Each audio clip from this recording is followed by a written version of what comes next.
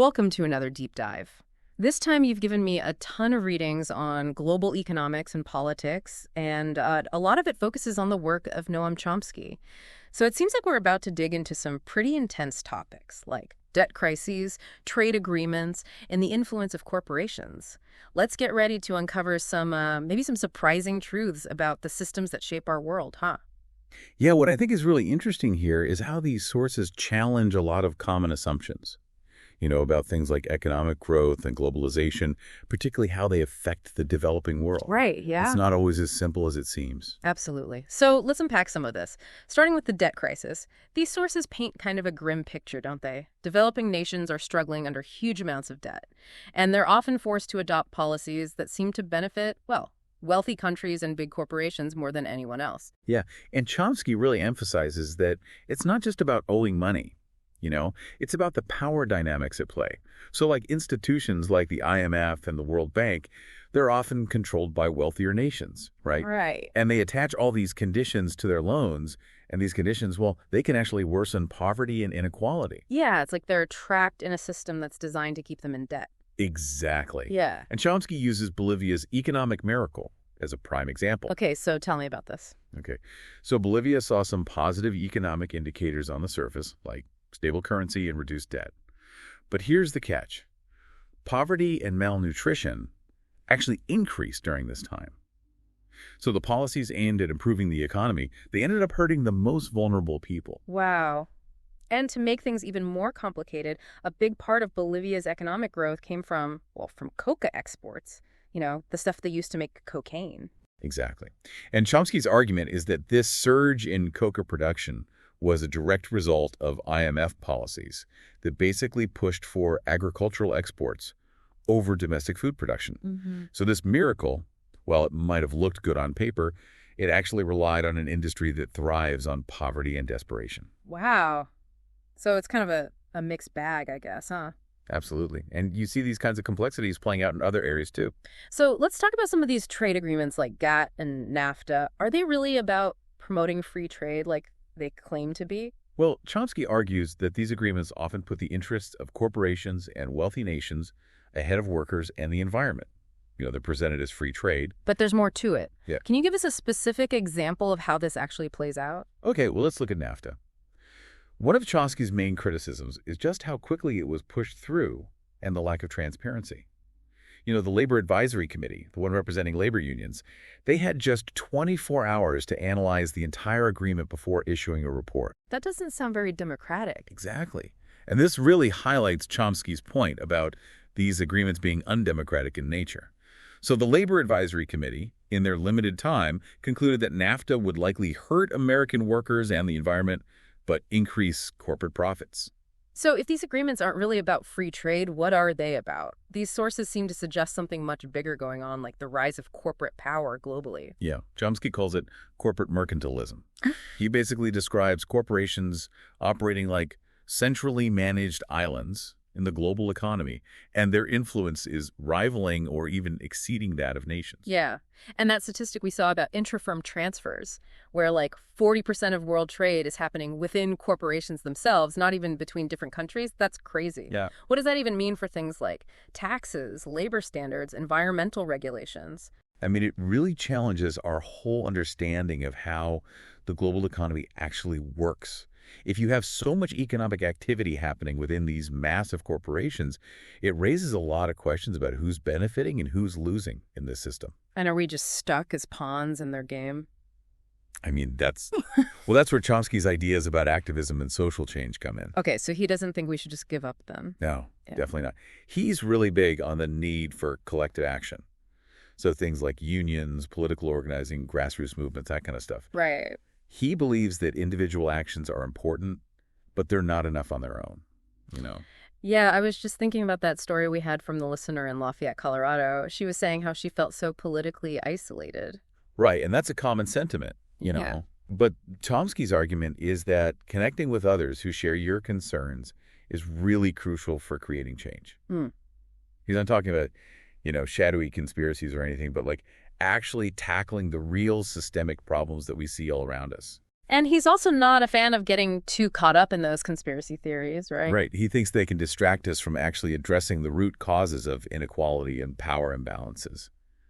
He's more about a focused, strategic approach to activism. So it's not just about changing policies then. It's about changing the way we think about the world and our place in it. Exactly.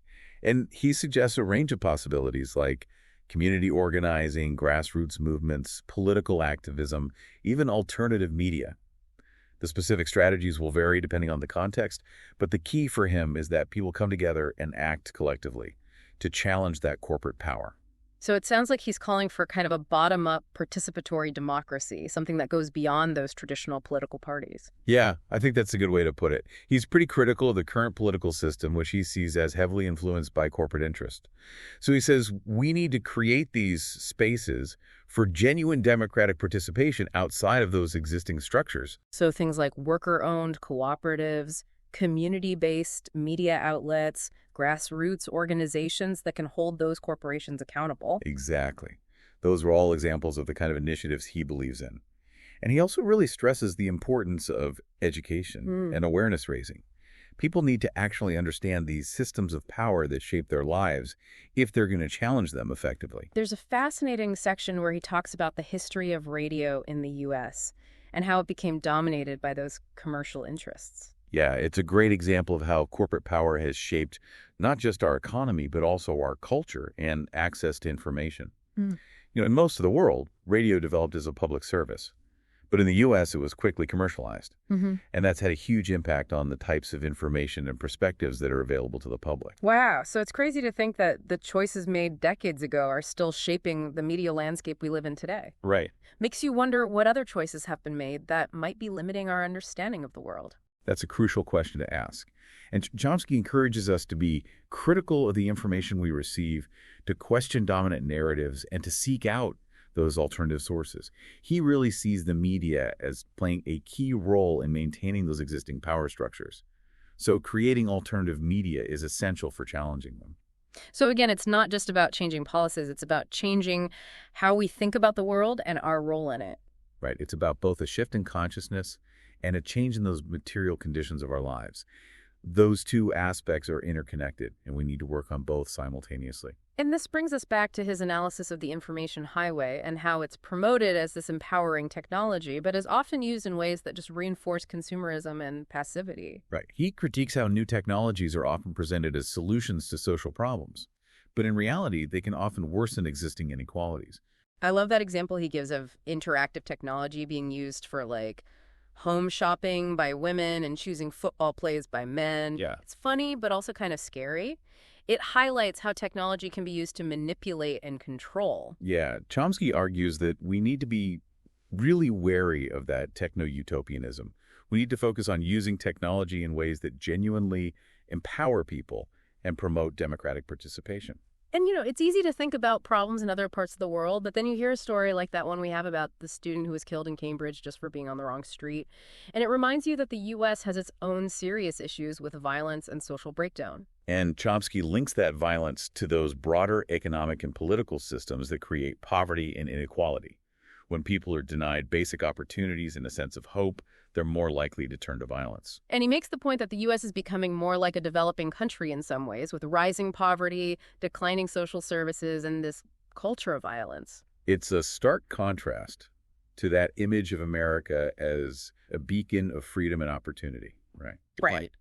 And Chomsky argues that this discrepancy is maintained by this powerful propaganda system that distorts reality and hides the true nature of power. Like that example of Operation Paperclip, that one where the U.S. government brought Nazi scientists and war criminals into the country after World War II. It's a pretty shocking example of how the government has often acted in ways that contradict its stated values. Right. So Chomsky uses this to kind of illustrate that hypocrisy of U.S. foreign policy. They claim to promote democracy and human rights, but then they support repressive regimes and engage in covert operations. Exactly. And there's that chilling quote from Kissinger about Chile. He basically says that the U.S. has the right to intervene in other countries if their citizens are being irresponsible. It's a perfect example of that aristocratic mindset that Chomsky identifies as a threat to democracy. that belief that the masses can't govern themselves, that power should be concentrated in the hands of an elite. It's a recurring theme throughout history. And Chomsky obviously thinks this is a really dangerous ideology that can lead to authoritarianism and oppression. He contrasts it with the democratic ideal of popular control, where citizens have the power to actually shape decisions that affect their lives. And it's clear that he sees this struggle between democratic ideals and the concentration of power as the defining challenge of our time. He argues that we all have a role to play in this struggle.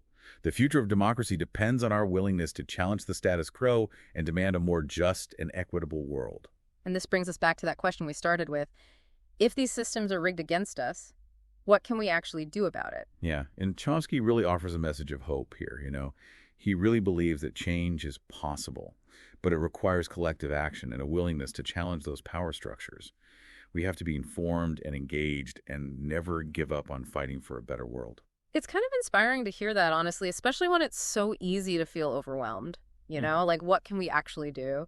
Well, he outlines a few key principles that can help guide our efforts. And the first is the importance of education and awareness.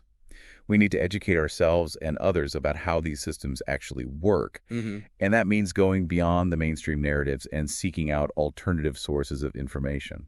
So doing our own deep dives, right? Reading books, listening to podcasts, talking to people on the ground, all that. Exactly. It's about developing a critical and informed perspective so we're not just passively absorbing whatever's thrown at us. So education's key. What's next? Well, the second principle is collective action.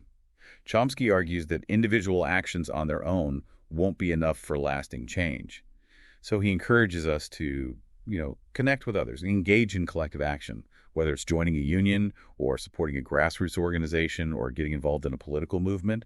There's power in numbers. It's like that listener from Lafayette, Colorado, the one who felt so politically isolated. Right. Instead of feeling powerless, we can use that feeling to connect with like-minded people and work together toward a shared goal. Exactly. He sees collective action as the most effective way to challenge those powerful institutions and create meaningful change. Okay, so what's the final principle? Patience and persistence. He knows these systems are deeply entrenched and they won't change overnight. So he says to focus on the long game, celebrate the small victories and never lose sight of the ultimate goal. Don't get discouraged by setbacks. Yeah. Understand that even those small acts of resistance can add up. Exactly. It's a marathon, not a sprint. It's a marathon, not a sprint. Well, this has been an incredibly eye-opening deep dive. These sources paint a pretty complex and challenging picture of this global economic and political landscape. But it's not hopeless. So what's the one thing you hope our listeners will take away from all of this? I think the biggest takeaway is that we're not powerless. Chomsky reminds us that ordinary people can create extraordinary change when they work together and demand a better world. It starts with recognizing the power of collective action and educating ourselves and others about these issues, and never giving up on that fight for a more just and equitable future. So we can be more than just passive participants in these systems. Absolutely. We can be active agents of change. Maybe the real challenge isn't so much understanding how complex these systems are, but having the courage to act, to step out of the shadows and into the light. Thanks for joining us for this deep dive. It's time to take what we've learned and put it into action.